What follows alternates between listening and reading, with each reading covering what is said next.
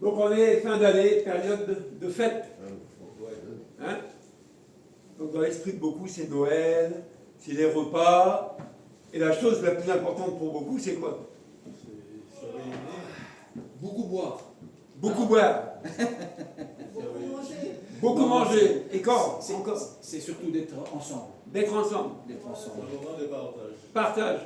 Encore quoi? Remercier le Seigneur, de remercier le Seigneur qu'on a pu passer cette année. Voilà, remercier le avec lui. Seigneur, voilà, qu'on a passé l'année grâce à lui. Grâce à lui. On est encore vivant. Jusqu'à quand, on ne sait pas, mais pour l'instant, on est vivant.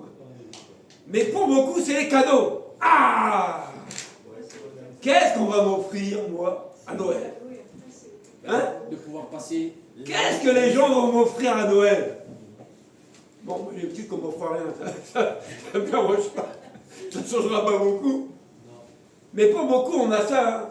Quand tu réunis ta famille, quand tu as des amis, tu dis, tiens, qu'est-ce que je vais lui offrir, hein? C'est la période d'offrir des cadeaux. Hein? Et regardez déjà les commerces, ça commence avec les guirlandes, ça décore, les rayons, on a enlevé tout ce qui était jardinage, tout ça, et on a mis plein de cadeaux.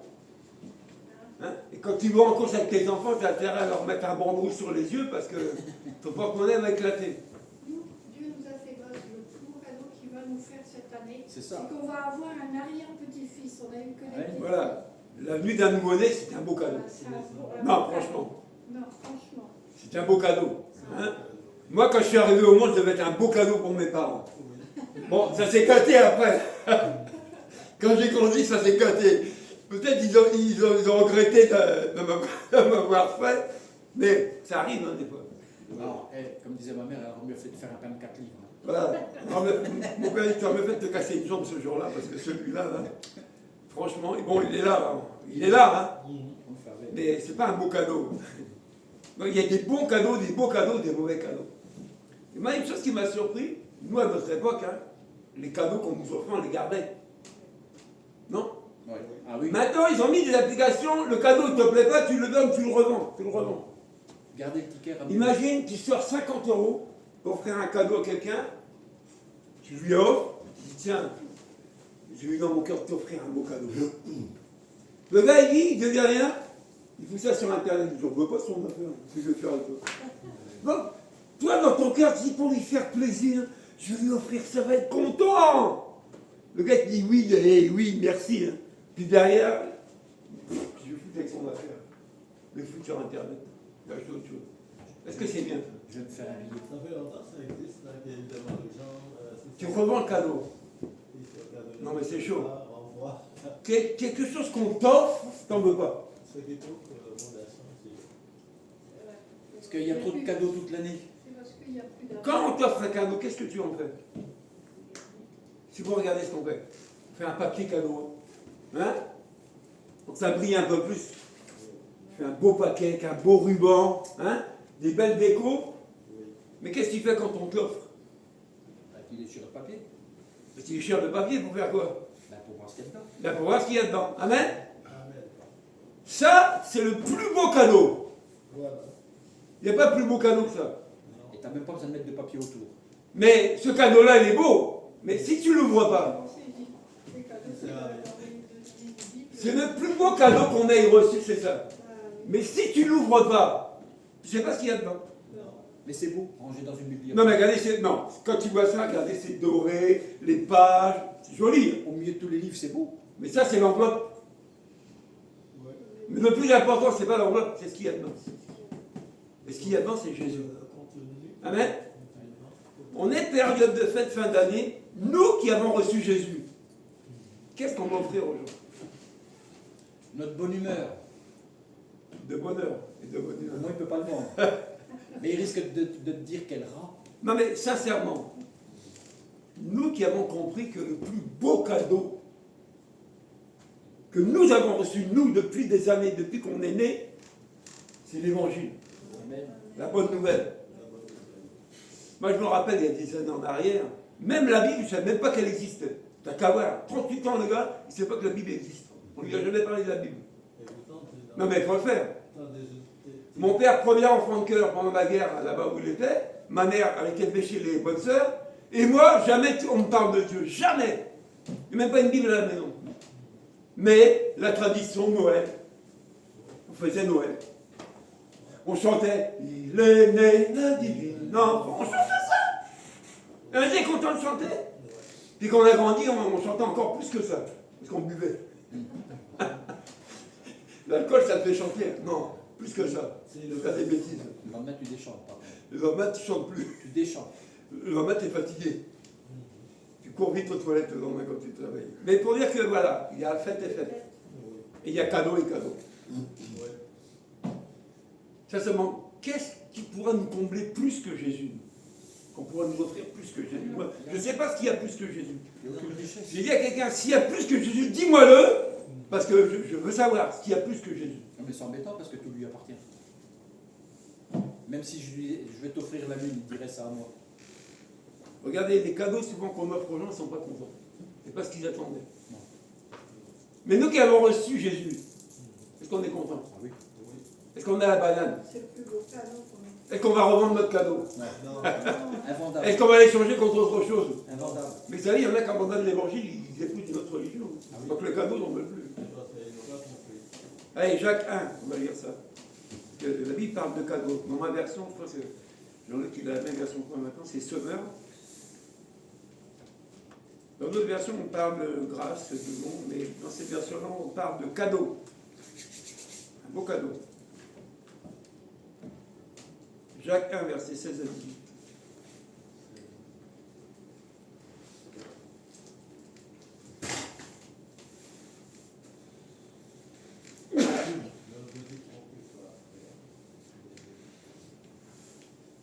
Verset 16.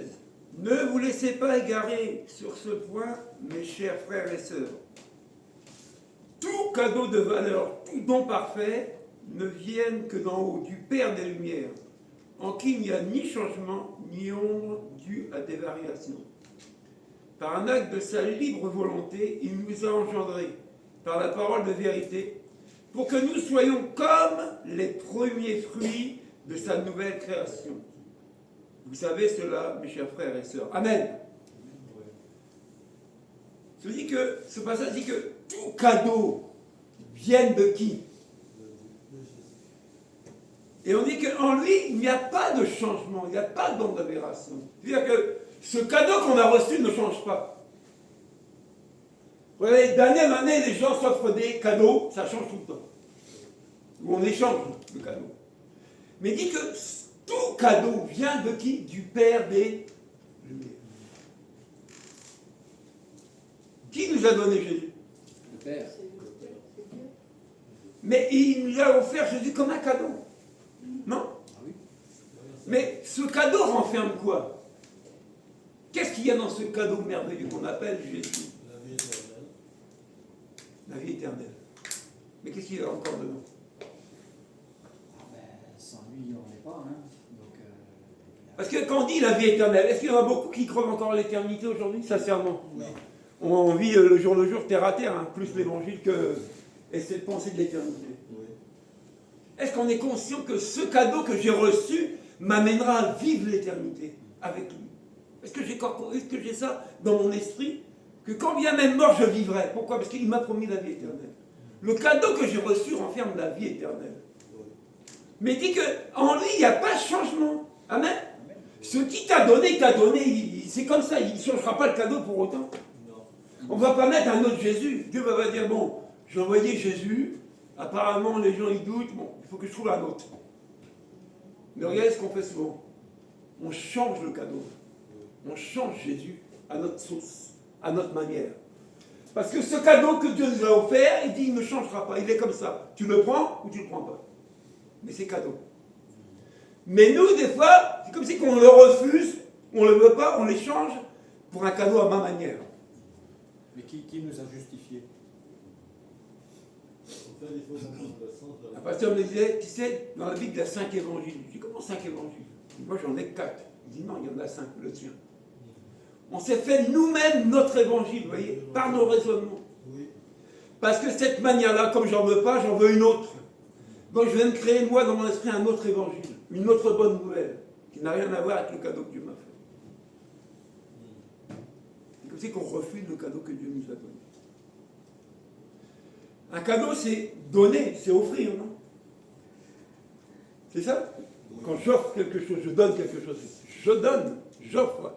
Jésus s'est offert comme victime expiatoire à la croix. Amen. Amen. Ce cadeau qu'on a reçu, il faut comprendre le prix qu'il a, la valeur qu'il a. Tu ne peux pas négliger ce cadeau-là. C'est pas possible. Il faut comprendre ce cadeau. Regardez, fête de fin d'année. Pour beaucoup dans l'esprit des gens, c'est quoi? C'est Noël. C'est le Papa Noël. C'est les cadeaux, c'est la fête, c'est les réunions de famille. Tout ça, c'est lié à quoi? Mais combien dans ces réunions vont parler de Jésus? Du Père Noël. Le cadeau parfait, le don parfait. Qui, pour beaucoup, qui va ramener ça ce soir-là, ce soir de réveillon, à table? Jésus. Le Père Noël. Hier, on est allé il y a une saison de l'église à Beauvais. Et j'ai aimé la simplicité des frères là-bas, parce que c'est pas un évangile compliqué qu'ils ont. Vraiment, c'est du terre à terre, mais ça fait du bien d'entendre ça. Il n'y a pas de théologie. Tu t'embrouilles pas avec ça, c'est simple. La théologie. Tu prends, tu laisses en gros. Et puis on aurait bien resté plus longtemps, mais il y avait un repas dans le village où on était. Ils ont fait soirée Beaujolais. On va dire, qu'est-ce que tu vas foutre dans une soirée Beaujolais? Je dis, je vais annoncer l'évangile. Et là-bas, je me tiens, mais je me dis, bon, je préfère que les gens me questionnent que moi j'en parle, tu vois. Et en plein dedans, on est tombé, il y avait quelqu'un en face de moi, un gars qui est cantonnier, et c'est lui qui est venu sur le terrain de l'évangile. Moi, j'ai rien dit. Asiala, t'es bien venu, gars. Là, tu vas en manger. C'est toi qui m'as posé la question. Ah, mais mon gars, tu poses la question, je te dis. Il y a des gens qui Mais on avait, les gens qui étaient autour, ils écoutaient. Oui. Donc, on ne s'est pas assis là-bas pour boire le Beaujolais, manger la belle assiette. On s'est assis là-bas pour l'évangile. Pourquoi? Parce qu'ils doivent recevoir ce cadeau-là. Amen. Dieu t'a donné un cadeau, t'en fais quoi? Qu'est-ce qu'on fait de ce cadeau? On connaît sa valeur, on connaît son efficacité, on connaît son pouvoir, on connaît tout. Mais est-ce que nous, on le redonne? Parce que l'évangile, c'est un partage. Est-ce que le cadeau, je le garde pour moi parce qu'on me l'a offert? C'est mon cadeau. Ou est-ce que je dis non? Je vais le partager. Tellement il est grand, tellement il est beau. Non, je préfère le partager. Et c'est ça l'évangélisation, c'est le partage de ce qu'on a reçu. Amen. Jésus s'est donné, s'est offert. Est-ce que nous, on se donne, on s'offre aussi aux autres comme un cadeau? Comme un sacrifice? Est-ce qu'on a ça encore à l'esprit? Ou est-ce que non, je le garde pour moi? Je ne partage pas. C'est pour moi tout seul. C'est le seul cadeau qui se partage. Et j'ai aimé cette discussion là-bas où on était, parce que le gars dit, de toute façon, moi j'ai dit à mes enfants, on n'est qu'en pèlerinage sur la terre. Il n'y a pas l'évangile, mais il parle qu'on n'est que de passage sur la terre. Donc il dit à ses enfants, moi je vous aide, je vous dis ce que je peux vous donner, mais sachez qu'on passe, on ne restera pas. Donc ils savent déjà ça, Oui, c'est déjà une bonne chose. mais ils ne savent pas à quoi vraiment Jésus est important. Ils ne le savent pas. Ce même monsieur me dit oui, de toute façon, ma fille a fait le catéchisme, communion jusqu'à, je ne sais pas à quel niveau, moi je ne connais pas tout ce qui est catholique. Mais il dit que voilà, lui, quand il va avec sa fille à la messe, il me dit c'est pas possible. Il dit là-bas, bientôt on va pleurer. Il dit mais c'est triste, c'est sombre, c'est triste. Mais il dit, il ne peut pas nous donner une blague de Coluche, là-bas, le prêtre, il dit qu'on rigole un peu dans leur église. Il dit mais viens chez nous, c'est vivant. Le seul truc qu'on entend dans l'église, c'est chut. Alors, moi, quand j'écoute ça, le constat des gens, c'est que, pourquoi aller là-bas, puisque c'est sombre. Il dit, ma fille, bientôt, quand elle revient du catéchisme, on dirait qu'elle déprime. Il dit, ça sert à quoi? Est-ce que c'est un beau cadeau? Empoisonné. Non, mais est-ce que c'est un beau cadeau? Non, On te donne un cadeau, tu pleures tout le temps. c'est religieux. Hein? Tu es toujours triste avec le cadeau qu'on t'a donné. Bon, à quoi il sert?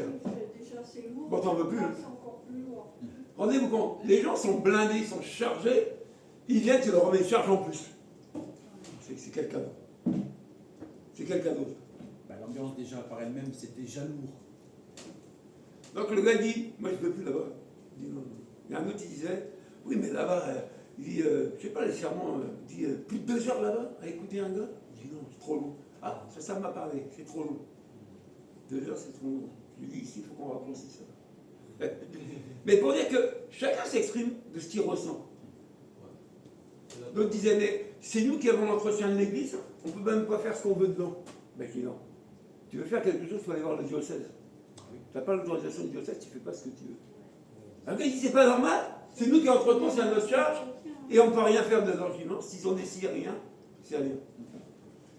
Après, le même gars, mais il avait du bagot, hein. Il me dit oui, de toute façon, à Breteuil, les prêtres là-bas, si le prêtre ne rentre pas dans la volonté des fidèles là-bas, on en met un autre. À Clermont, c'est pareil. Donc il faut que le prêtre, au lieu de recevoir de Dieu et de donner, il doit recevoir des gens, qu'est-ce que vous voulez finalement? Et la Bible revient à ça. Ils se sont donnés des bergers. Ils se sont donnés.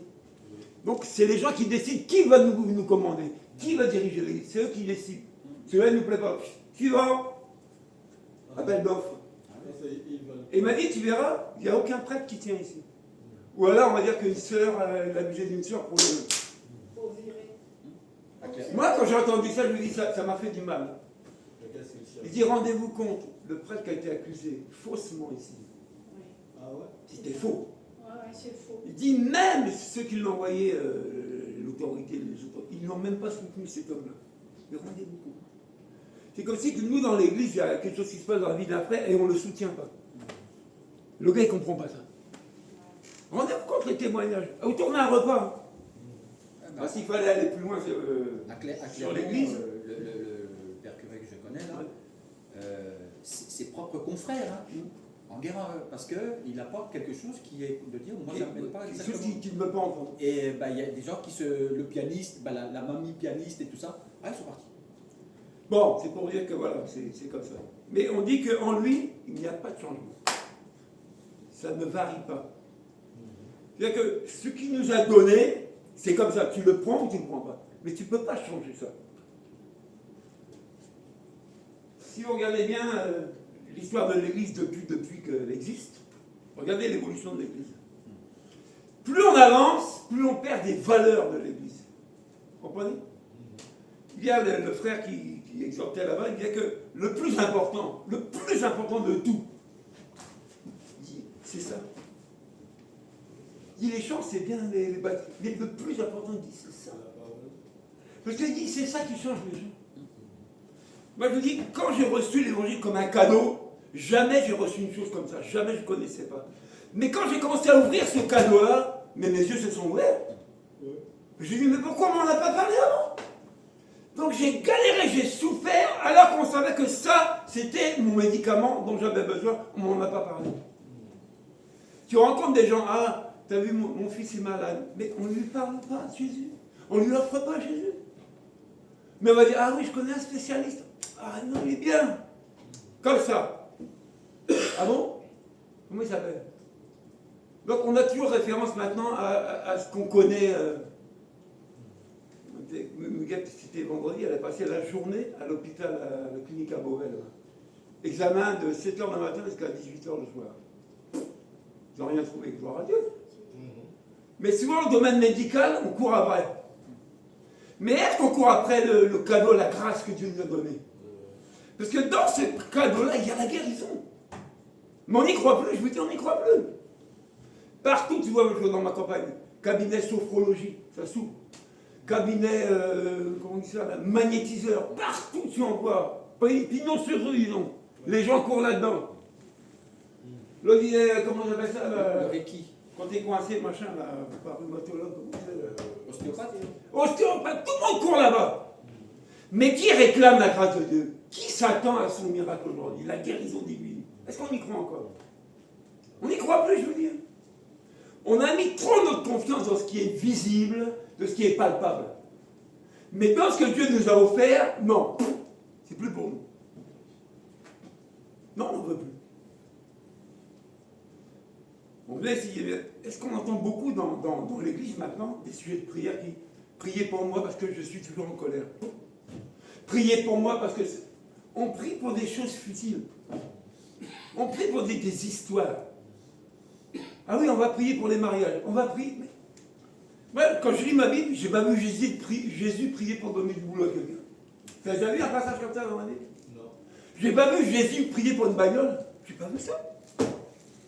Je n'ai pas vu Jésus prier pour je ne sais quoi. Mais aujourd'hui, beaucoup de sujets de prière sont concentrés sur du matériel ou des finances. Mais le cœur de l'homme, non. Tu n'as pas quelqu'un qui dit, prier pour que mon cœur change, il est mauvais. Tu n'entends pas ça. Tu n'entends plus ça. Oui. Mais c'est rare qu'on entend un sujet de prière comme ça. Rare. Oui, parce que. Comme on dit, elle prier parce qu'elle a des mauvaises pensées. Mais il n'y a plus beaucoup de gens qui osent le dire. On n'ose plus s'ouvrir comme ça. Alors que ce que Dieu veut, il veut rentrer en nous, tu vois. Il est venu pour ça et nous on refuse ça. Parce qu'on commence à raisonner. Tu te rends compte là-bas, qu'est-ce qu'ils vont dire si je dis ça devant tout le monde? Non, on s'en fout. On est pareil. Le jour où tu seras guéri, là, hein, et tu t'en fous si les gens rigolent sur toi. Tu seras guéri, non? Ah oui. Et tu vivras ta guérison, tu sauteras de joie, mais eux sont toujours dans leurs problèmes parce qu'ils n'osent pas ouvrir la bouche. Si vous prenez le livre de Jacques, à un moment on dit, oui, si quelqu'un est malade, qui appelle les anciens de l'église, qui le voignent. Mais si tu suis le passage plus loin, la Bible dit, confessez vos péchés les uns aux autres. Et ça, on ne le fait pas. Je n'irai pas confesser mes péchés à Dominique. Hein. Mais regardez, si on ne prend pas la Bible en totalité, les gens ne sont pas guéris. Je me rappelle il y a longtemps, il y avait une femme de pasteur qui souffrait mal à une jambe. Je m'appelais sur ce passage-là dans Jacques, je prie pour elle. Je ne veux pas prier pour elle, mais je cite la suite du verset. Confessez vos péchés avec les autres. Et quoi? Et c'est là que la guérison viendra. Seulement là. Parce que tout ce qui est lié au péché, c'est un obstacle à l'intervention de Dieu. Vous comprenez? Oui. Tout ce qui est lié au péché, ça fait obstacle à l'intervention de Dieu. C'est-à-dire que si on reste et on ne confesse pas ça, c'est bloqué. Tu peux avoir une foi comme une montagne. Tant que tu ne rentres pas dans ce cadre-là, c'est bloqué. Il faut se repentir. Mais rarement on se remet en question. Rarement.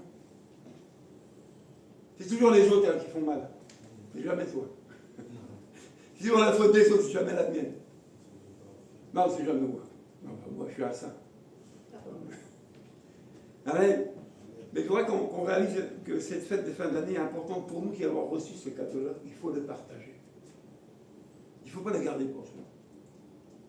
Toute occasion est bonne pour le partager. Regardez Acte 3. On va lire ensemble.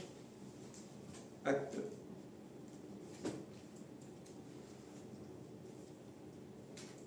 Verset 1-9.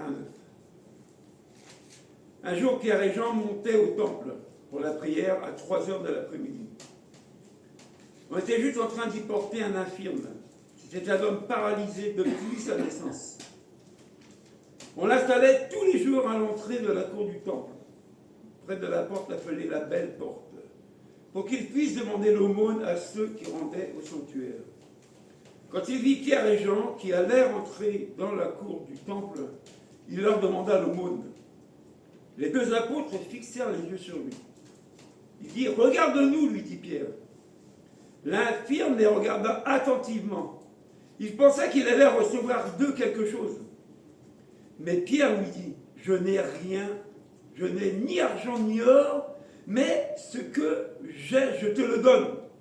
Au nom de Jésus-Christ de Nazareth, lève-toi et marche. » Et en même temps, il le prit par la main droite, le fit lever. Aussitôt ses pieds et ses chevilles se raffermirent. D'un saut, il fut debout et se mit à marcher. Il entra avec eux dans la cour du temple, il marchait, il sautait de joie et louait Dieu. Amen. Le gars, depuis sa naissance, il est paralysé. La seule chose qu'il peut faire, c'est faire la manche sur le nez pour manger. Parce qu'il ne peut pas travailler. S'il ne travaille pas, je ne pense pas qu'il puisse se nourrir. Donc comment il fait? À l'époque, il n'y a pas la sécurité sociale, il n'y a pas les aides, il n'y a pas la CAF, il n'y a pas tout ça, il n'y a pas la pension d'invalidité, il n'y a pas ça. Donc tu es paralysé, tu es paralysé. Donc tu restes paralysé. Et on dit depuis sa naissance. Maintenant, on a l'habitude de le déposer là. Pourquoi? Parce qu'à l'époque, ceux qui allaient prier, donner de l'argent, il fallait le faire. Tu montrais à Dieu que voilà, hein, c'était une aumône. Et tu devais le faire. Donc le gars dit bonne aubaine. Mais vous vous rappelez pas des films sur l'église Notre-Dame de Paris, je ne sais pas quoi là, où le gars faisait la manche devant Notre-Dame. Le film de Luther, Ouais. Martin Luther. Le gars, il est assis, il sait que les gens viennent à l'église, ils sont pieux. Il dit, moi, je me mets à la porte de l'église avec ma gamelle, je récupère des sous. Maintenant, ils se mettent vers les distributeurs. Voilà, maintenant c'est Oui. la carte bleue. Et les boulangeries. Mais pour dire que voilà, c'était une façon à la personne de vivre ou de survivre. Mais là, ce jour-là, qu'est-ce qui se passe? Il y a Pierre et Jean, deux apôtres, qui vont à la prière et ils voient cet homme-là. Qu'est-ce qu'ils font? Ils pourraient faire comme les autres, hein, prendre une pièce et lui donner. Même pas d'argent. Le gars les voit, dit bon, ils viennent prier, ils savent très bien que dans la loi, hein, ils doivent me donner de l'argent. Il dit non, nous on n'a pas d'argent à donner. Ah, mais qu'est-ce qu'ils vont leur donner? Hein? Imagine, c'est les fêtes de fin d'année, tu réunis ta famille, tout le monde attend des cadeaux, Et toi, tu les bénis. et toi, tu leur donnes pas de cadeaux. Il dit, mais, je pensais que tu allais m'offrir un cadeau. Ah oui. J'ai plus que le cadeau à te donner. C'est la parole de Dieu. Vous voyez? Ça, on a du mal à se dire que la parole de Dieu, pour celui qui la reçoit, elle est plus importante qu'un cadeau que tu as acheté à 50 € ou 100 €, quel que soit le cadeau. Mais nous, on a oublié ça. Donner, offrir l'évangile à quelqu'un, c'est la plus belle chose que tu puisses lui offrir. C'est le plus grand cadeau. Après, il en fait ce qu'il veut. Il peut le recevoir et puis laisser ça fermer tout le temps, laisser ça là-bas. Puis on ne fait pas cas. Mais il peut faire comme beaucoup. Commencer à ouvrir ce cadeau-là. Ah! Mais il ne manque rien. Jésus, c'est la chose la plus complète. Il y a tout dans un seul nom. Comprenez ça? Tu as la guérison, tu as la délivrance, tu as la restauration, tu as la paix, tu as la joie, tu as tout dans un seul nom. Rends-toi, mais je sais pas, des fois si on réalise, nous à qui on a cru. Mais apparemment, c'est pas suffisant. Nous manque toujours quelque chose. Oui, mais, j'ai pas vu le mot mais dans la Bible. Il écrit le mot mais. On est des insatisfaits. Dans toute la Bible, est-ce qu'il s'est écrit le mot mais, il est écrit? Non. Si, quand il y a des troupeaux de moutons, quand ils disent mais. Mais on n'est jamais satisfait. Hein? Non. On n'est jamais content. Donc on a le plus beau cadeau qui vient de notre Père, Mais. c'est Jésus, mais, il y a encore ça, mais Jésus comble tout, il remplit tout, il ne te manque rien. Mais. Même quand il est mort, il a donné quelque chose. Il a tout accompli. Donc nous, si on est conscient qu'avec un seul nom Jésus, il y a tout, il faut le donner. Moi je dis, faites l'expérience. Vous êtes invité en famille, tout le monde amène des cadeaux, toi tu amènes rien. On va te regarder. Hein. Bah oui, tel seul. Bon allez, c'est la remise des cadeaux. L'autre fois, on était invité, si c'était pas un dimanche, c'était un repas de famille, jamais je m'absente pour un repas de famille. C'est la première fois. On arrive, comme c'était l'anniversaire des petites nièces, pas ma nièce, mais petites nièces. Tout le monde vient avec des cadeaux. Bon, pour les petites, les gamines, on est bien avec des cadeaux. Mais pour les parents, j'ai été acheter la Bible du couple. Et j'avais fait un beau papier. Ah, il sort. Et je dis, à mon peu par annonce, je dis, tiens David, c'est pour toi. Ah, je sais ce que c'est! Il dit, ta nièce en a déjà une. Il dit, ah, une, mais pas la même. Il dit, celle-là, c'est pour vous deux, c'est la Bible du couple. Ah, le gars! Notre nièce a été contente parce qu'elle a donné sa vie. Vous voyez, c'est une occasion de donner l'évangile. C'est-à-dire que tu ne t'imposes pas. Tu es avec ta famille, c'est les cadeaux des enfants, tu donnes le cadeau. Mais pour les parents qui sont une autorité, il leur faut le cadeau par excellence. Eh oui. Parce que les enfants, c'est les enfants. Normalement, les enfants, ils vivent chez les parents, c'est les parents qui gèrent, normalement. Imagine, le parent reçoit l'évangile, mais il transmet à ses enfants. Même si ces enfants n'acceptent pas, l'attitude des parents qui a changé va changer l'enfant. Parce que l'enfant va, ah, je ne connais pas maman depuis, mais pas comme ça. Quelque chose s'est passé. Il ne se crie plus dessus. Il se tape plus dessus. Donc là, vraiment, quelque chose s'est passé. Mais ils ont reçu un cadeau. Et le cadeau a mis le calme. La paix. Je ne sais pas pour beaucoup si vous avez déjà galéré dans des maladies. Je sais que ma sœur Olivia a souffert beaucoup avec sa maladie. Elle est guérie, gloire à Dieu. Mais quand tu traînes des problèmes depuis des années, tu vas à droite, on dit va à droite, il y a une solution, ça ne marche pas. On te donne un cachet, ça ne marche pas. On va à gauche, ça ne marche pas. Tu montes en haut de la France, en bas de la France, partout tu vas dans les centres, ça ne marche pas. Donc il n'y a rien qui marche à ton problème. Et puis un jour, on t'offre ça, tu l'acceptes, tu l'ouvres, tu dis ah, mais c'est ça que je cherchais. Mais pourquoi on ne me l'a pas donné avant? Parce que Dieu fait ce qu'il veut. Les maîtres du temps, des circonstances des gens, il fait ce qu'il veut. Et on dit, mais pourquoi je n'ai pas reçu l'évangile avant? Je n'aurais pas passé par là. Non, il fallait que tu passes par là pour en parler aujourd'hui. Nos passés, c'est un témoignage de ce que j'étais avant, mais avec la grâce de Dieu, voilà ce que je suis devenu maintenant. C'est ça le témoignage. C'est pas raconter, ah non, j'étais malade, on s'en fout ça. Mais parle de ta guérison. Parle comment tu as reçu cette guérison-là. Parce que tu ne peux pas avoir galéré dans la souffrance, dans les pleurs, tu reçois un cadeau qui t'essuie les larmes, qui te guérit totalement, et tu n'en parles pas. Tu ne sautes pas de joie comme cet homme-là.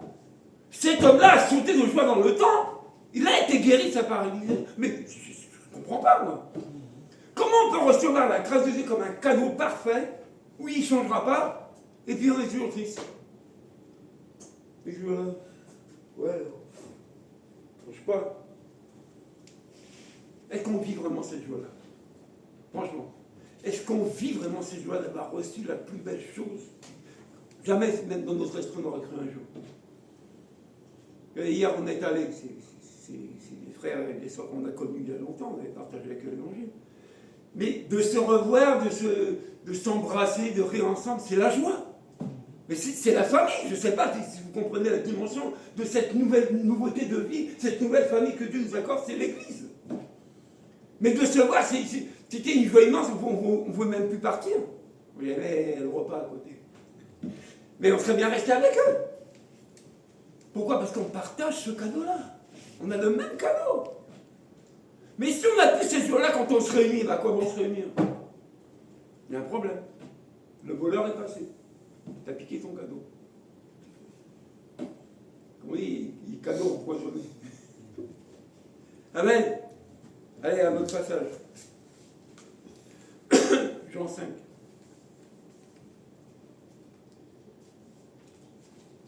Quand c'est dur dans ta famille, parce que c'est notre famille qu'il faut. Allez, si on fait le mouvement là, le 13, l'objectif c'est déjà nos familles et nos amis, ceux qu'on côtoie régulièrement, pour les ramener ici, pour leur montrer c'est quoi Noël finalement. Mais prions pour ça. Je ne sais pas si j'ai eu des réponses de ceux que vous avez invités. Ça approche, hein? Ça approche. Verset 1 à 10, Jean 5. Quelque temps plus tard, Jésus remontait à Jérusalem à l'occasion d'une fête juive. Or, dans cette ville, près de la porte des brebis, se trouvait une piscine entourée de 5 galeries couvertes, appelées en hébreu Bethséda. Ces galeries étaient remplies de malades qui restaient couchés, des aveugles, des paralysés, des impotents. Il y avait là un homme malade depuis 38 ans. Jésus le vit couché. Quand il sut qu'il était là depuis si longtemps, il lui demanda « Veux-tu être guéri ?» Maître, répondit le malade, « Je n'ai personne pour me plonger dans la piscine quand l'eau commence à bouillonner. Le temps que je me traîne là-bas, un autre y arrive avant moi. Eh bien, lui dit Jésus, « Lève-toi, prends ta natte et marche. » À l'instant même, l'homme fut guéri. Il prit sa natte et se mit à marcher. Amen. Est-ce que Jésus a compliqué la personne? Non. Est-ce que c'est un discours compliqué? Quand tu vois un passage comme ça, tu rencontres quelqu'un, il te raconte sa vie, ses souffrances, tout ça. Comment tu lui réponds? Toi qui as reçu l'évangile. Est-ce que tu fais comme Jésus? Tu vois la personne, tu écoutes, et tu sais de quoi elle souffre. Qu'est-ce que tu veux lui offrir? Un autre médicament? Un autre professeur en chirurgie? Un autre psychologue? Et en plus, la piscine, c'était un endroit païen. Hein. Moi, quand je vois ce passage-là, j'ai référence à Lourdes. Ah bah oui. Et La Lourdes, vous avez été à Lourdes? Moi, j'y suis allé. Et qu'est-ce qu'il dit à Je vois que Jésus? ça, là. Tu peux m'aider? Si tu es celui-là, pourquoi tu veux? Mais rendez-vous compte, 38 ans dans la souffrance. Ah ouais. Moi, ça va, Dieu m'a fait là, j'ai fait 25 ans. J'ai souffert 25 ans. Après, j'ai rencontré l'évangile. Mais déjà, c'est lourd. Il y a beaucoup de combats. 38 ans. Et le gars voit les gens, quelques-uns qui sont gays. Mais lui, il est là. Et lui, on ne lui parle pas, on le laisse là. On ne lui propose rien. Et il ne peut pas de lui-même aller dans l'eau. Il ne peut pas. Qu'est-ce qu'on fait? Quand tu rencontres quelqu'un qui te raconte tous ses problèmes, franchement, est-ce qu'on a à l'esprit de lui annoncer l'évangile? Non, pas toujours. Pas toujours. Ah, non mais on est sincère. Pas toujours. Mais pourquoi? Parce qu'on ne va pas dans ces endroits-là. On les évite. C'est que des handicapés, c'est que des clochards. Regardez. C'est Nous, on est ici entre nous. On a reçu l'évangile. Hein? On va sortir. Là, c'est la foire Sainte-Catherine dehors. Tu rencontres plein de gens. Imagine, tu vois, un stand, le gars, il est là, puis il est pas bien, et puis il s'ouvre à toi. Il te raconte ses problèmes. Qu'est-ce qu'il fait? Ben, tu l'écoutes. Ben oui, probablement, tu l'écoutes pour ça. Mais après, Ben, tu lui annonces la bonne nouvelle. normalement, c'est comme ça. Je lui ai dit, ce qu'on a reçu de précieux, ne le gardons pas pour nous. On doit le partager. Faut y penser. Mais On devrait- normalement, on c'est- devrait- on devrait il n'y a même pas à forcer. Tu sais très bien, toi, si tu l'as reçu, ce que ça t'a apporté, tu dis, je ne peux pas le garder. Je suis obligé de le donner. Alors, qu'est-ce qui nous paralyse souvent? C'est le qu'en dira-t-on, le regard des gens, qu'est-ce qu'ils vont dire, qu'est-ce qu'ils vont penser de moi, j'ose pas, qu'est-ce qui se passe? Je lui dis, on est dans une période fin d'année, là. Donc, je dis, c'est une bonne période pour offrir ce cadeau-là aux gens. Là où on est à la commune, ils ont fait un groupe là, pour le comité des fêtes. J'ai le gars qui fait poster une invitation sur eux. Au moins, je les invite tous. Ils viennent pas, ils viennent. Mais au moins, moi, j'aurais fait ma part. Amen. Amen. Regardez dans ce passage-là, Jésus propose, il fait sa part. Le gars, il est libre de le refuser. Il peut réfléchir, il dit, tu m'offres quoi là? Veux-tu être guéri? Toi, tu vas me guérir? Ça fait des années que je suis comme ça, des années que j'attends d'aller dans l'eau, et toi tu me dis que là tu peux me guérir comme ça, sans aller dans l'eau? Non. Non, la sorcellerie, il ne croit pas. Mais est-ce qu'on a cette foi-là encore? Quel que soit le problème de la personne, j'ai cette foi que je lui offre l'évangile, je prie pour lui. Et il reçoit l'évangile, il reçoit le cadeau parfait. Il reçoit la guérison, reçoit la délivrance. Est-ce qu'on a ça à l'esprit maintenant? Ou est-ce qu'on va douter de notre prière encore? Il y en a qui doutent de ce qu'il prie. Bon, on a prié. Hein. Oui, mais est-ce que vraiment ça va marcher? Veux-tu être guéri? C'est ça. Veux-tu? Si c'est oui, tu es guéri. Regardez, j'ai dit, veux-tu guérir? Le gars, il dit oui. Et bien, tout de suite, c'est fini. Il est guéri. À l'instant T, il est guéri. Où est le problème? Le problème, c'est qu'on est dans un évangile à raisonner aujourd'hui. On est devenu dans un évangile tellement compliqué qu'on embrouille les gens. Les gens ne savent même plus. Tu vois, sur la toile, il y en a qui prêchent à droite, qui prêchent à gauche. C'est tellement... On ne sait même plus qui dit vrai, on ne sait plus qui dit faux. Moi, je pose la question. Est-ce que la parole de Dieu peut se contredire? Ben non. Sincèrement. Est-ce que la parole de Dieu entre l'Ancien Testament et le Nouveau Testament peut se contredire pour embrouiller? Oui ou non? Non. Mais comment les gens disent que c'est contradictoire l'évangile? Des gens qui prêchent l'évangile disent « Ah, Dieu se contredit ». Donc Dieu aurait parlé d'une manière, et puis l'autre manière de parler, c'est... Non, donc il va annuler ce qu'il a dit. Mais je ne comprends pas. Ils se divisent, donc c'est pas... C'est pas possible. Un Dieu comme ça? C'est pas possible. Pour moi, c'est pas possible. Dans la parole de Dieu, il y a la... Alors, on va lire Matthieu 7. La parole plus importante qui ne peut pas changer. Dieu, On a vu dans Jacques qu'il n'y a ni changement, ni onde de variation. Donc, quand on vient te dire que ça change, dis non, ça ne changera pas. Regardez, dans les assemblées, normalement, tu as des jeunes, des moins jeunes, des plus âgés, il y a de tout. Hein, il y a des bébés, il y a de tout. Mais malgré les différences d'âge, la Bible, il n'y en a qu'une. Donc, que tu sois jeune ou que tu sois vieux, il faut que tu t'alignes sur la même parole. Je suis désolé. Aujourd'hui, on va te dire, ah non, mon frère, ils sont jeunes, tu peux pas dire. J'ai dit, attends, c'est bon. On a les seuls bits pour nous tous, on ne va pas faire des quoi? Des songes giratoires pour emmener l'évangile à quelqu'un parce qu'il est jeune. Oh non, t'es trop dur avec lui. Bon. Qu'est-ce qu'on te dit aujourd'hui? Bon, allons-y. Hein. Puis quand le gosse sera tombé dans les problèmes, tu dis, ah, tu peux pas prier pour mon enfant. Je dis, oh, tu voulais pas l'évangile, je n'avais pas d'autre chose à te donner. Regardez, hier, on a rencontré deux frères qu'on avait côtoyés il y a des années, loin en arrière. Ils s'étaient garés. On les a revus hier dans l'assemblée, ils y avaient invité, ils étaient là. Mais j'ai vu des larmes de repentance. On ne voit plus ça dans l'assemblée. Suite au message, j'ai vu ces deux frères-là, ils pleuraient. Parce qu'ils ont reconnu leurs erreurs et ils avaient besoin de l'évangile. Vous comprenez ça? Mais rien que cet aspect-là, on ne le voit plus. Des gens qui pleurent de tristesse sur un même. Pierre, quand il a renié le maître, la Bible dit qu'il a pleuré amèrement. On a trahi le maître, on a trahi les frères, on a trahi l'église, on ne pleure même plus la repentance. C'est fini. Bon, c'est pas grave. C'est pas grave. Devant les hommes, mais devant Dieu, c'est grave, non? Mais c'est très grave. Mais nous, c'est pas grave. Oh, le frère, laisse-le tomber, oh, c'est rien. Bon, c'est jamais grave. On dira comme le général de Gaulle. Français, française, l'or est grave. La patrie, ils vont manger. C'est après coup. Mais bon, on est un peu comme ça. Au verset 7, Matthieu 7. Demandez et vous recevrez. Ça, c'est l'évangile que j'aime. C'est le plus simple aussi. Cherchez et vous trouverez. Frappez et l'on vous ouvrira. Car celui qui demande reçoit, celui qui cherche trouve, et on ouvre à celui qui frappe.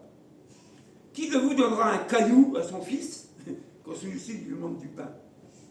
Ou bien il lui donnera un poisson, s'il veut un poisson, on lui donnera un serpent. Si donc tout mauvais que vous êtes, vous savez donner de bonnes choses à vos enfants, à combien plus forte raison votre Père Céleste donnera-t-il de bonnes choses à ceux qui lui... Bon, est-ce que c'est un évangile compliqué, ça? Non. Mais franchement, c'est la chose la plus simple avec Dieu. Et c'est la chose qu'on a tous compliquée. Ah oui, mon frère, tu sais, pour demander, il faut te retirer, il faut faire une retraite de 4 jours, il faut te coucher par terre, il faut jeûner, il faut... Cinéma. Regardez comment on attire les gens dans des histoires pas possibles. Ce verset est clair. Tu as un besoin, ton père le connaît. Demande-lui, c'est bon, c'est basta, c'est fini. Où est le problème? Mais où est le problème? Le problème, c'est nous. Parce qu'on a mis des règles. Vous voyez, on a tout cloisonné à notre manière. Et on a bloqué tout le monde. C'est pour ça que j'ai apprécié l'intervention du frère, un jeune frère, peut-être dans la foi, je ne sais pas, il n'est pas pasteur, c'est un frère. Mais il a annoncé un évangile tellement simple. Mais c'est accessible à tous. Regardez Jésus quand il allait voir les gens. Il était accessible. Il parlait aussi bien aux religieux qu'aux clochards. Il allait voir les prostituées, il allait voir tout le monde. Toute couche sociale, Jésus les a rencontrés. Tous. Ah oui. Ah oui. Mais à chaque fois, il s'alignait avec les gens. Hein? Il se mettait à leur niveau, pas au-dessus. Au contraire, il se rabaissait.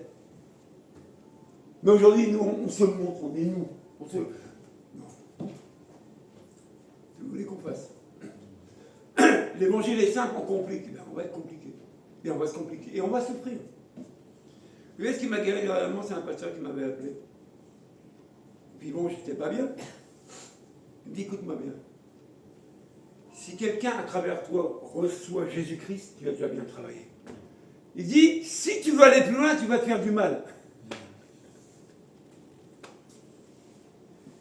Si j'offre un cadeau comme ça à quelqu'un, c'est la plus belle chose que j'aurais faite. C'est mon passage sur la terre.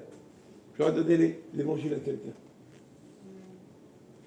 Moi, quand j'ai reçu l'évangile, on ne m'a pas forcé. On m'a proposé, on me l'a donné. Je pouvais dire non. J'ai dit oui. Mais le reste, ceux qui m'avaient annoncé l'évangile, qu'est-ce qu'ils ont fait? Ils ont continué. Moi, qu'est-ce que j'ai fait? J'ai ouvert le cadeau. Je l'ai ouvert. Et c'est là qu'en lisant ce qu'il y avait dedans, j'ai découvert des trésors, des choses beaux. Jamais j'ai compris. Je ne savais même pas que la Bible parlait du service militaire, de l'indisposition des femmes, des hommes. Je ne savais pas tout ça. Mais c'est un livre complet, ça enferme tout. Parce que Jésus est complet. Il n'y a rien qui manque. Si tu lis la Bible de hasard, il n'y a rien qui manque. Et Dieu ne peut pas te trahir. Il t'avertit toujours. C'est écrit. Voilà ce qui va se passer. Voilà ce qui va t'arriver. Voilà, voilà. Si tu ne fais pas, si tu ne fais pas. À chaque fois, il y a un si. Tu vois? Veux-tu être guéri? Tu veux? Mais tu es guéri. Si on paraît que tu as guérison. Mais pourquoi aujourd'hui on n'est plus guéri? Pourquoi on ne prêche plus la guérison dans nos églises? Moi, il y a des messages que je ne comprends pas de où ça sort. Ça. Si le gars n'a fait pas bac plus 6, là, il ne comprend pas le message. Tu parles des termes pour un gars qui n'a jamais été à l'école, il ne comprend rien. Mais regardez Jésus, comment il allait vers les gens. Simplement. Il voyait le gars souffrir, il ne pouvait pas rester comme ça. Il fallait qu'il y aille. Il pouvait passer droit, après tout. Il était invité à une fête. Pourquoi il était là-bas? Passer droit. On passe pas droit, nous, des fois. Ah, il disait pas, tu sais qui je suis? Il disait, veux-tu être... Ça, c'est bon. Quand tu as l'information que quelqu'un souffre, quelqu'un n'est pas bien, et que tu as reçu Jésus, ça te fait quoi? Ni chaud ni froid, tu dis des merdes. C'est son problème. On n'a pas prêché dernièrement sur la compassion. Rappelez-vous ce que j'ai dit, je crois, dimanche passé. Dieu cherche un corps pour venir y habiter. Oui, d'accord. Le diable cherche un corps aussi pour venir y habiter. Mais ce n'est pas le même objectif, les deux. Un, c'est pour guérir, délivrer, bénir, apaiser, tout ça. L'autre, c'est pour détruire. Donc, quand quelqu'un que tu rencontres est tordu, parle mal, est vulgaire, il picole, il fait tout ce qui n'est pas bien, dis-toi bien que c'est un corps que le diable utilise pour détruire cette personne-là. C'est ça qu'on n'a peut-être pas compris. Mais c'est la chose simple à comprendre. Hein. La Bible dit que celui qui a Jésus, il a la vie. Celui qui n'a pas Jésus n'a pas la vie. Mais la colère de Dieu est sur lui. Amen. Donc si tu es conscient que celui qui n'a pas reçu Jésus, la colère de Dieu qui va déverser sur lui, mais tu ne peux pas laisser faire ça. Tu te dois d'aller lui annoncer l'évangile, mon ami. Donc ça, c'est comme si tu renies le maître. Il dit, et moi aussi, je vais te renier. Fais gaffe. Hein. Vous voyez, ces dimensions-là, on ne les voit jamais. Le temps passe, on est là, on monte, on descend. Le temps passe. Mais pendant que le temps passe, qu'est-ce qu'on fait du cadeau qu'on a reçu? C'est ça. Ah oui, l'église, l'église. Bon, l'église, c'est l'église. Mais qu'est-ce que tu fais, toi, du cadeau? Il y a un passage qui dit que par tes paroles, tu seras justifié. Par tes paroles, tu seras condamné. N'oubliez jamais ça. Tout ce qu'on pose comme acte sur la terre, c'est devant lui. Et chaque homme rendra compte des actes qu'il a posés sur la terre. C'est ça qu'on n'a peut-être pas compris.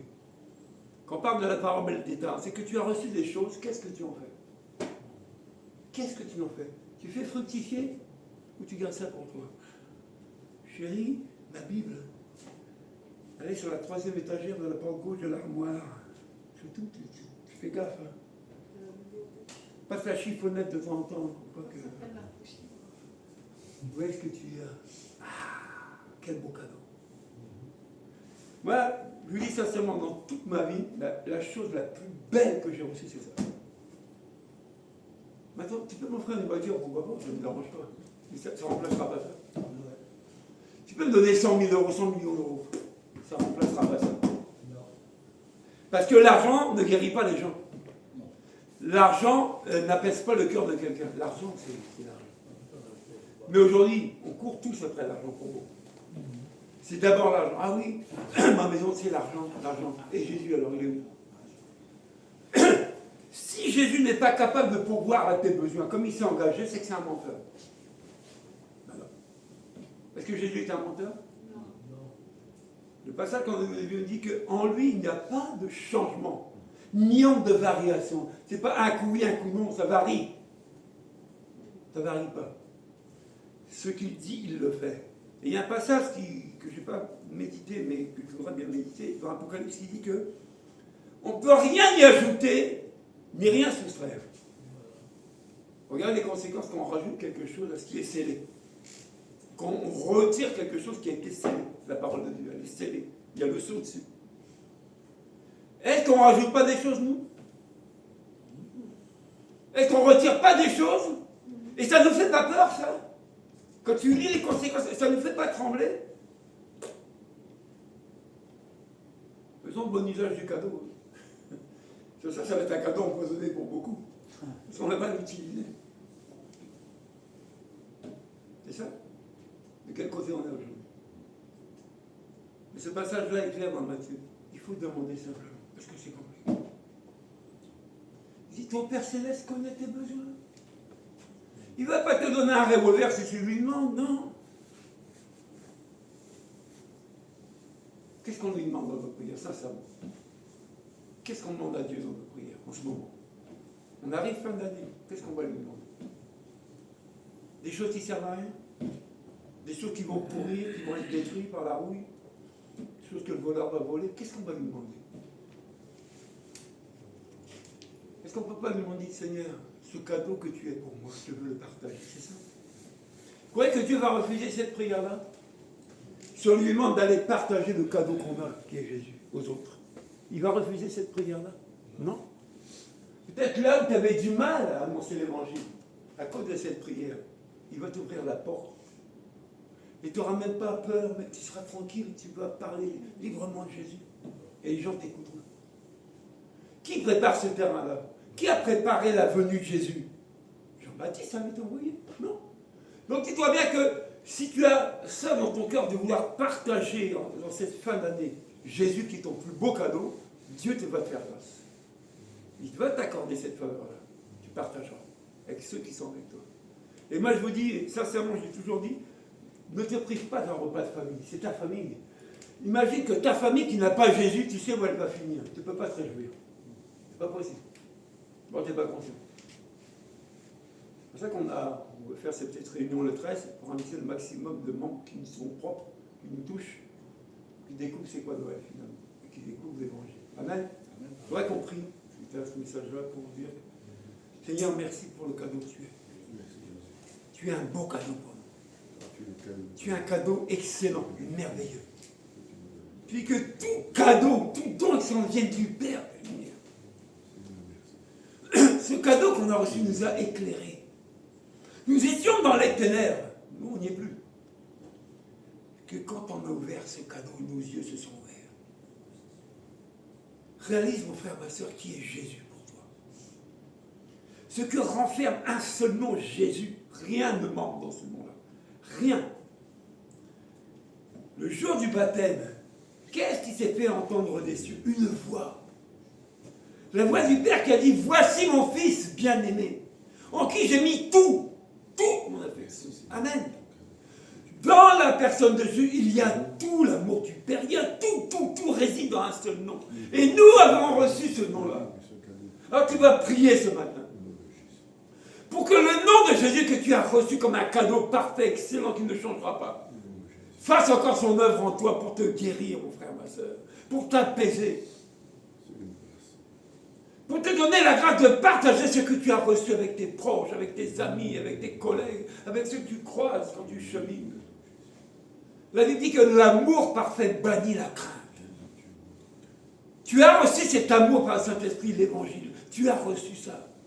Laisse que cet amour maintenant grandisse en toi et déborde de toi pour arroser ceux qui sont autour de toi. Prions vraiment. Qu'on ne passe pas comme ça, comme pour beaucoup la fête de fin d'année, banalement. Je disais, c'est une bonne occasion d'annoncer l'Évangile, puisque les gens parlent de Noël, puisque les gens parlent de la naissance de Jésus. Profitons de ce moment-là, que Dieu met à notre disposition pour partager le cadeau qu'on a reçu. Matthieu 7 nous dit quoi? Demandez et vous le sera donné. Prie, mon frère, ma soeur, demande à Dieu. Demande-lui. Il dit, c'est ton Père Céleste, il connaît tes besoins. Quel est ton besoin pour annoncer l'Évangile? Quel est ton besoin pour parler à ta famille de Jésus? Quel est ton besoin? De quoi as-tu besoin? Parce que si c'est ta prière, Dieu va t'accorder la grâce, il te donnera ce dont tu as besoin pour parler de lui. Qui a déjà lu le livre de Jonas? Le gars dit non, je ne vais pas là-bas. Mais est-ce qu'il y a été ou il n'y a pas été? Il y a été. Hein. Quand c'est la volonté de Dieu, tu ne peux pas t'opposer. Tu ne peux même pas résister. Il est souverain. Je dis tout le temps, Dieu n'a que nous, mes frères et ma soeur, pour transmettre l'évangile. Il n'a personne d'autre. Il n'a que nous. Et on ne peut pas négliger ce qu'on a reçu.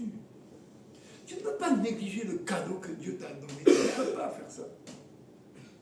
Il est merveilleux, il est grand, il est glorieux, il est plus que toute autre chose. Regarde souvent la tristesse que tu as quand tu offres quelque chose aux gens qui négligent ça. Ça te fait mal. Quelqu'un qui a besoin d'argent, tu lui prêtes de l'argent, tu lui donnes de l'argent. Le gars va s'acheter des histoires avec ça. Tu dis, mais je pensais qu'il avait besoin pour manger. Mais bientôt, tu vas regretter de l'avoir fait. Je disais tantôt que les gens qui vont s'offrir des présents vont s'échanger des cadeaux. Ceux qui recevront les présents des autres, est-ce qu'ils vont être satisfaits? Je vais dire, ah non, c'est pas ça que j'attendais. Et comme les enfants, c'est pour ça que j'ai commandé au Père Noël. Hein, le Père Noël. Qu'est-ce qu'on va commander, nous, à notre Père Céleste? Qu'est-ce que tu vas commander à ton Père Céleste pour cette fin d'année, mon frère, ma soeur? Prions vraiment. Prions. Et faisons-lui confiance. Il connaît nos besoins. C'est ce jour-là, tu regardes l'assemblée qui a autant de chaises vides. Est-ce que Dieu ne le sait pas? Si. Bon, pourquoi on s'inquiète? Si tu as fait ta part, laisse. Tu ne feras pas la part des autres. Mais sache que Dieu lui fait sa part. Il récompense ceux qui le cherchent, toujours. Est-ce que c'est Dieu qu'on cherche encore aujourd'hui, pour le connaître davantage? Est-ce que c'est lui dont on a besoin encore davantage? C'est les choses que le monde nous propose. Le temps passe, je vous dis, on prend des cheveux blancs d'âge en âge, nous tous ici. Un jour ça s'arrêtera. Mais est-ce que tu vas écouter cette parole? Ah, fidèle serviteur, rentre dans la maison de ton Père. Ou c'est une parole qui te dira, je ne te connais pas, jamais je t'ai connu. Tu as commis l'iniquité sur la terre. Quelle parole on va entendre, à votre avis? Quelle parole qu'on va entendre? Moi, je vous encourage, semez la parole de Dieu. La plus grande chose qu'on peut faire, c'est la semer. Parce qu'un sème, l'autre arrose, et c'est Dieu qui le fera croître. Plus on annonce l'évangile, plus on sème, plus on répand. Et quelqu'un peut-être derrière viendra arroser cette semence-là. Et elle grandira. Mais Dieu cherche des semeurs. Il n'y a plus beaucoup de semeurs. Il y a un monsieur qui me disait tout le temps, il y a beaucoup de diseux, mais il n'y a pas beaucoup de faiseux. Il y a beaucoup qui parlent de Dieu, hein, mais qu'est-ce qu'on en fait? Parler, c'est parler. Mais poser des actes par rapport à ce qu'on dit, c'est mieux. Quel acte on va poser en fin d'année? Regardez, le 13, on va inviter des personnes. Est-ce que tu as déjà invité quelqu'un? À qui tu penses inviter? Peut-être que tu te dis, mais la personne ne mourra pas. Qui t'a dit qu'elle ne mourra pas? Arrêtons de raisonner. Prions simplement. Réclamons ces âmes qui sont perdues. Réclame ta famille à Dieu. Dis, Seigneur, je veux leur offrir ce cadeau-là. Peut-être qu'ils ne veulent pas du cadeau. Peut-être que tu leur as mal présenté ce cadeau-là. Mais moi, je te dis, persévère. Tu n'as rien d'autre à l'offrir que ça. C'est la vie éternelle. C'est la paix, c'est la joie, c'est la bénédiction. Prions pour toutes nos assemblées aussi. Pour beaucoup, on s'agite. C'est la fin d'année, l'Église va organiser ceci, l'Église va organiser ça. Mais soyons prudents dans les choses que ce monde nous propose aussi. Soyons prudents. Ne disons pas amen à tout. Dieu nous a laissé un trésor inestimable, sa parole. Qu'est-ce qu'on en fait aujourd'hui? Est-ce qu'on la raisonne? Est-ce qu'on la met en pratique? Est-ce qu'on l'accepte comme venant de Dieu, comme un cadeau? Cet homme qui était là, malade, 38 ans, il était comme ça, dans son état. Il a accepté cette parole quand Jésus lui a dit, veux-tu être guéri? Et à l'instant T, il a été guéri. Il s'est mis sur ses jambes. Cet homme qui faisait l'aumône à la porte du temple, Pierre et Jean lui ont dit, nous, on n'a pas d'argent ni d'or à te donner. Mais ce qu'on a, on te le donne. Au nom de Jésus, lève-toi et marche. Cet homme s'est levé. Il a reçu un cadeau excellent. Ce n'était pas de l'or, ce n'était pas de l'argent, ce n'était pas du pain, du vin. C'était la parole de Dieu. Et toi, comme moi, tu l'as reçue, cette parole-là. Est-ce que tu veux encore la transmettre? Comme Pierre et Jean ont fait. Ils ont reçu, ils ont transmis. Est-ce qu'on est dans cette optique-là aujourd'hui? De transmettre, de transmettre, de transmettre. Ne cherche pas si la personne va accepter, refuser. C'est pas ta part, mon frère, ma soeur. Toi, avance l'évangile. Si on est sur la terre encore jusqu'à aujourd'hui, que Dieu ne nous a pas fermé les yeux, c'est qu'on doit encore travailler pour annoncer l'évangile. C'est notre travail à nous tous. Semons la bonne semence, la parole de Dieu. Et ne nous trompons pas d'adversaire, s'il vous plaît. Mon adversaire, c'est pas mon frère et ma soeur. Non, non, non, non. C'est pas lui. C'est l'esprit malin et méchant dans les lieux célestes. C'est cela que je dois combattre. Alors prions vraiment pour nous, personnellement. Je ne sais pas comment tu vas organiser cette fin d'année. Comment tu as prévu pour les réunions de famille ou pas, ou je ne sais pas. Mais demande quelque chose à Dieu, vraiment. Demande-lui ce dont tu as besoin. Demande-lui.